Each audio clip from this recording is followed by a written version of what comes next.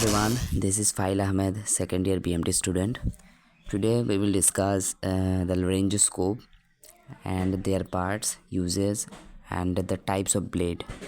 Laryngoscope is a device used to view larynx and adjacent structures. Now हम बात करेंगे uses क्या है.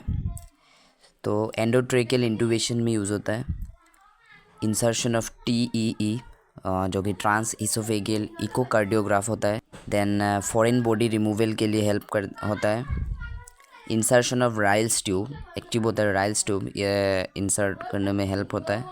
अगर हम टाइप्स की बात करें तो दो तरह का होता है, एक होता है डायरेक्ट लेरिंजोस्कोप और एक होता है इनडायरेक्ट लेरिंजोस्कोप. डायरेक्ट लेरिंजोस्कोप का एग्जांपल्स है Macintosh laryngoscope, Miller laryngoscope and McCoy laryngoscope. तीनों का ब्लेड जो साइज़ है वो अलग है. मैकिंटोश टाइप का जो ब्लेड है वो कार्व्ड होता है एंड मिलर्स टाइप का ब्लेड जो है स्ट्रेट होगा एंड मैकॉय टाइप का जो ब्लेड है उसका टिप जो है वो फ्लेक्सिबल होता है. Now we will discuss the parts of laryngoscope. The first part is handle. Handle held in hands during use provides power source for light. Surface is usually rough for better gripping and give attachment to the blade via the hinge pin. And ये angle form करता है blade के साथ around 90 degrees.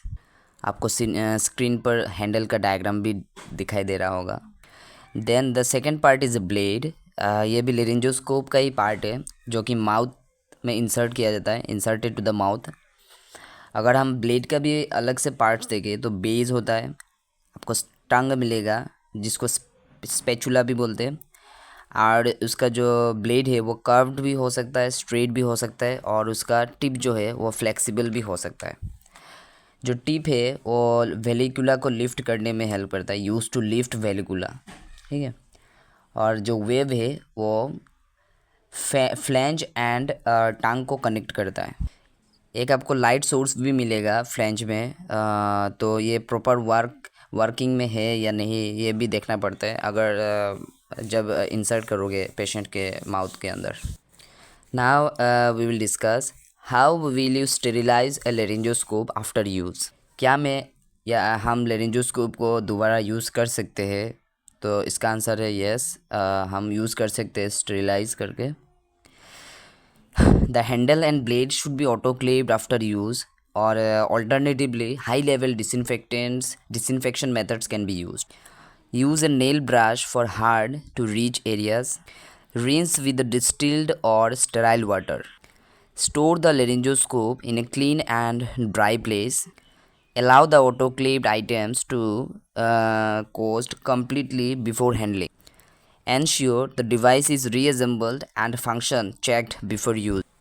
Wash the handle and blade with hot soapy water to remove any visible debris. Now we will discuss the complications of laryngoscopy. क्या क्या complications हो सकते हैं laryngoscope के वजह से. First of all आपको dental injury हो सकता है. Dental injury can occur. Damage to other structures like lips, tongue, palate, pharynx, larynx and esophagus ये भी damage हो सकते हैं.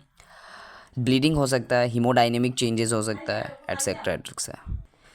लास्ट बट नॉट लीस्ट अगर हम बात करें साइज़ की, तो साइज़ भी वेरी करता है.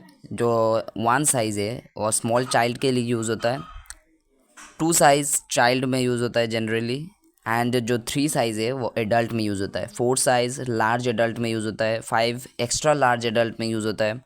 इसके बाद आपका 0 है, ये सब है. 0 भी नियोनेट में यूज़ होता है, इन्फेंट नियोनेट्स में 0 होता है, 0 यूज़ होता है. So that's all for today.